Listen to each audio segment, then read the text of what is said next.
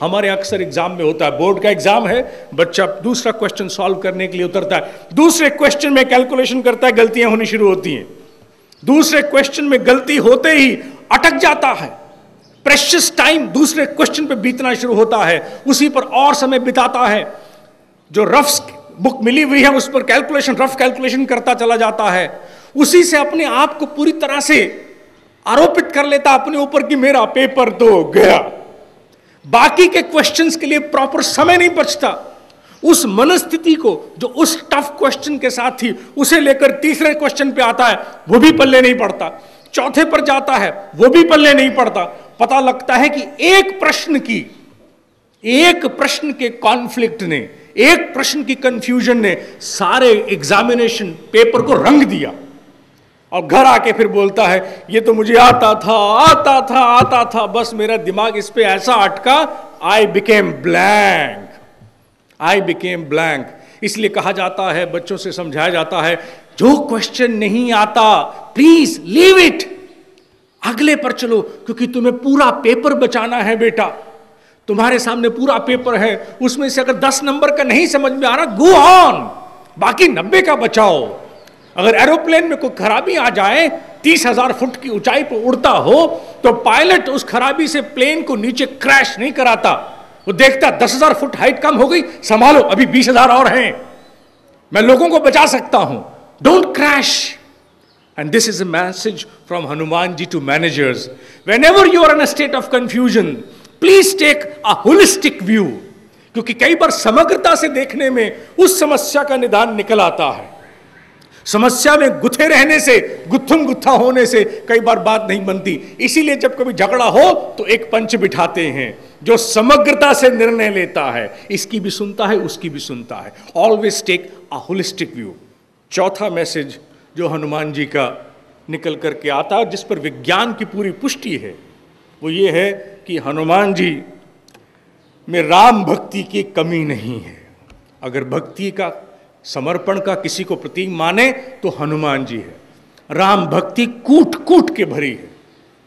इसका क्या अर्थ है? इसका अर्थ निकलता है छोटी सी बात से, राम रसायन तुमरे पासा। वाय रसायन? वाई नॉट भक्ति? Why not fabric? Why not something else? Why not concrete? Ram रसायन, रामशिला क्यों नहीं? राम ध्वजा क्यों नहीं? रसायन क्यों? Why chemistry? रसायन is a chemical. राम रसायन, Ram is a chemical.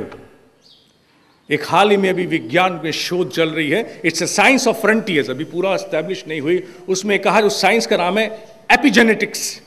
Epigenetics के अंतर्गत यह सुनिश्चित किया जाता है कि मनुष्य की हर घड़ी की विचारधारा का, उसके जो जेनेटिक फॉर्मेशन है, जीन्स, उसमें क्या परिवर्तन होता है। वैज्ञानिकों ने अब यह मान लिया है, मुक्त रूप से घोषणा कर दी है कि body, a human body is not a structure. Human body is not a structure, human body is a process. मनुष्य का शरीर ढांचा नहीं है, एक प्रक्रिया है। क्यों? वो इसलिए क्योंकि 98% of the atom of this body एक साल में बदल जाते हैं। इस पूरे काय कलेवर, पूरे शरीर के 98% एटम्स, विज्ञान कहता है, यू कांट चैलेंज इट, वो हर साल बदल जाते हैं। जेनेटिक फॉर्मेशन बदलती रहती है हर घड़ी विचार से भी। राम रसायन तुमरे पासा। If your mind is flooded, अगर तुम्हारा मन सराबोर है, नहाया हुआ है, ओतप्रोत है, किससे? आस्तिक भाव से। आस्तिक भाव से। राम रसायन मीन्स बिकॉज एवरी मिनट हमारे भीतर मस्तिष्क में जो ग्लैंड्स हैं, चाहे वो पीनिया कोई भी ग्लैंड हो, हाइपोथैलेमस ग्लैंड हो या कोई भी हो, वो जितने भी हमारे भीतर परिवर्तन होते हैं बॉडी केमिस्ट्री में, वो केमिकल के माध्यम से होते हैं। डॉक्टर जानते हैं कि डोपामीन जैसे जितने भी केमिकल्स हैं, वो सारे निकलते कहां से? दिमाग से हैं। दिमाग हर घड़ी रसायन बनाता है। If you give another name to brain, the brain is a chemical producing factory in a human body. हर घड़ी यहां से केमिकल बनते हैं। राम रसायन तुमरे पासा, आस्तिकता के रसायन, those chemicals which are positive oriented, which are, Ram माने आस्तिकता, आस्तिकता माने होप, होप। अगर किसी को आस्तिकता का दूसरा पर्याय ढूंढना हो तो वो है होप, आशा। जिसकी आशा खत्म नहीं हुई वो आस्तिक है, जिसकी आशा खत्म नहीं हुई वो राम भक्त है।